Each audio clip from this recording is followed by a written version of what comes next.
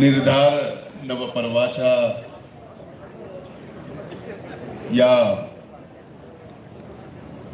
राष्ट्रवादी काँग्रेस पक्षाच्या बीड जिल्ह्याच्या मेळाव्याला उपस्थित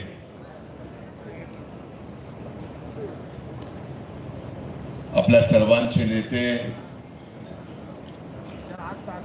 महाराष्ट्र राष्ट्रवादी काँग्रेस पक्षाचे अध्यक्ष आदरणीय तटकरे साहेब, व्यासपीठावर उपस्थित सर्व मान्यवरांची हात जोडून क्षमा मागून सन्माननीय व्यासपीठ, आजच्या मेळाव्याला इथं उपस्थित संबंध बीड जिल्ह्यातून आलेल्या माझ्या सहकारी बंधू आणि भगिनी, मी आदरणीय तटकरे साहेबांना विनंती केली होती की मला आज भाषण करायचं नाही,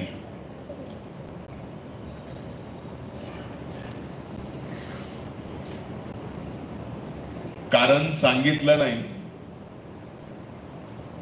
पण तुमच्या समोर कारण सांगावं लागेल.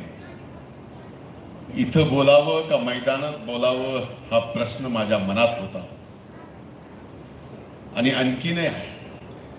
म्हणून आज आपल्या सर्वांची क्षमा मागून इथे आपण ज्या कामासाठी आलो ते काम आपल्याला माहिती आहे, आजपर्यंत ते करत आलो तेही आपल्याला माहिती आहे. पण आज तटकरे साहेब निर्धार नवपर्वाच्या निमित्तानं आपल्या सर्वांना एकत्रित करून बीडने एक आगळा वेगळा इतिहास संघटनेच्या माध्यमातून महाराष्ट्राला दाखवावा याच अपेक्षेने ते आले.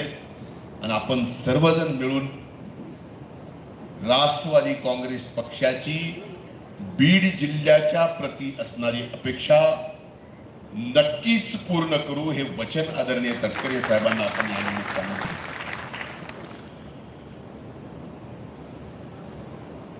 बऱ्याच दिवसांनी बोलतोय.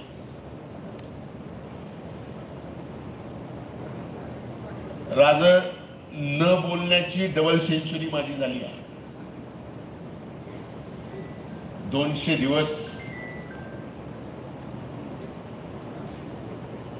न बोलता काढल्यात आणि या 200 दिवसामध्ये ज्या ज्या गोष्टी झाल्या त्यापैकी एक गोष्ट मला नक्कीच जिवाला लागली, जिवारी लागली, आणखी नाही आहे. ती आपल्या बीड जिल्ह्याची बदनामी.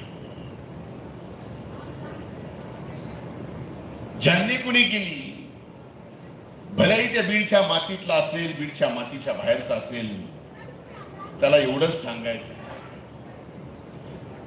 वैर माझ्याशी नव्हतं.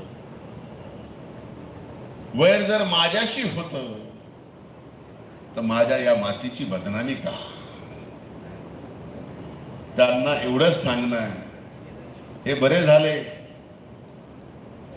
दिला अंधार तू इतका मला, हे बरे झाले दिला अंधार तू इतका मला, एक ठिणगी आत लागली उजळाया.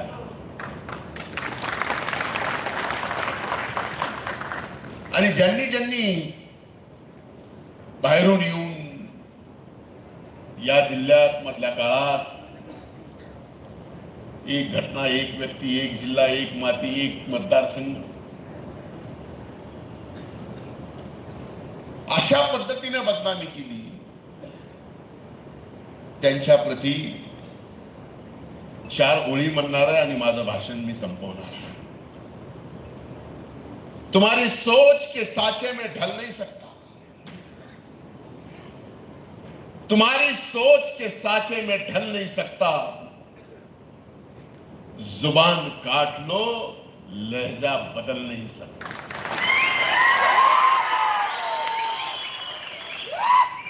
जुबान काट लो लहजा बदल नहीं सकता। अरे मुझे भी मोम का पुतला समझ रहे हो क्या? अरे मुझे भी मोम का पुतला समझ रहे हो क्या? तुम्हारी लोह से ये लोहा पिघल नहीं सकता।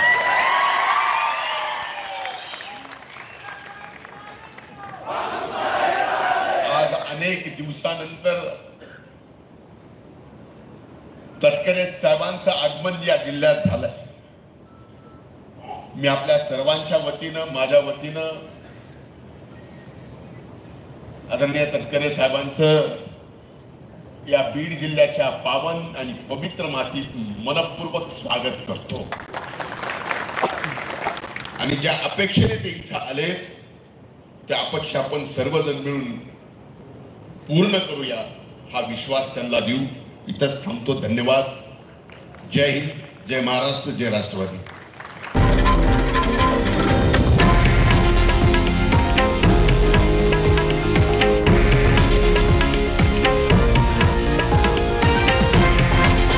हे आहे देशातील नंबर 1 न्यूज नेटवर्क आणि आपण पाहत आहात TV9 मराठी, एकमेव।